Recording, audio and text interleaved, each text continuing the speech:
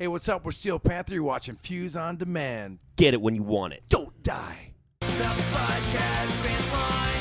You're having a great time, but you might not recall from Prohibanol in the lemonade.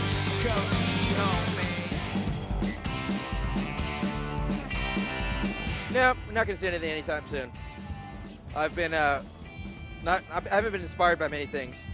So I've been writing songs, but they don't really feel like NoFX songs to me. I'm putting all my energy to the Me First and the Gimme Gimmes, you know. That way I don't have to use too much brain power. I don't regret lyrics, but I don't stand behind them anymore. You know, when I wrote Shut Up Already about vegetarians in 1988, you know, or 1987, I stood by, that was fine for 1987. And then I wrote a song later called 180 Degrees, which is about, you know, you can change your mind. Nothing wrong with that. It's actually a sign of intelligence. It's changing your mind.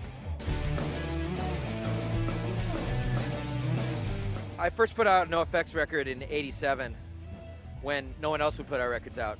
In fact, this one company in Germany, this record label expressed interest, and they said, we'd like to release a record from you guys. And we recorded it and sent it to them, and they said, no, you're not as good as we thought you were. As we had heard. So I had to put it out myself. So, you know, basically, in the late 80s, there weren't any punk labels around. Very few. So you had to do it yourself. That's what I did. I just did it myself. We were signed to Epitaph, but it seemed like that was the only label, them and Lookout, you know, and a couple others on the East Coast. Just seemed like the right idea to do. The right time to start a label, because there weren't many around, and I was seeing tons of good bands on tour. The first 7-inch we did was a Xerox copy, a Xerox cover that we folded in half, and that was what Lookout did. But I didn't go over there. I figured that out on my own when I had the Green Day 7-inch. Yeah, and I worked at Epitaph for a couple weeks, so I stole some of their ideas. I came up with some original ideas, though. The free comp, the $3.99 comp, that was my idea. I had this idea to treat bands fairly and do one-record deals. That's a pretty good idea.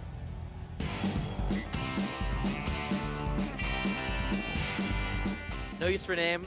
No Use for Name has sold over 1 million records. Lagwagon over 1 million records. Me First and the Gimme Gimmes, but do we really count as a band?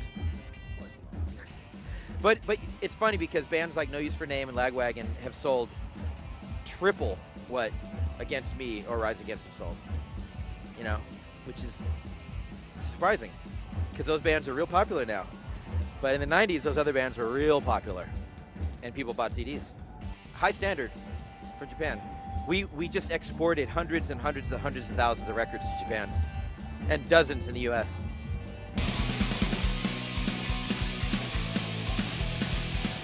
Wow, that's something I've never considered before. I don't know. I wouldn't do what Johnny Ramone did. I wouldn't go on stage and say thank you and God bless George Bush. That, you know, severely marred the Ramones. Thank you, Johnny. I don't know. What would I do? I don't know. I'd probably go to the party. But I don't think that would ever happen. I don't think the Rock and Roll Hall of Fame wants NoFX. I didn't say never. I said I don't think they would ever want us. Never say ever. Okay.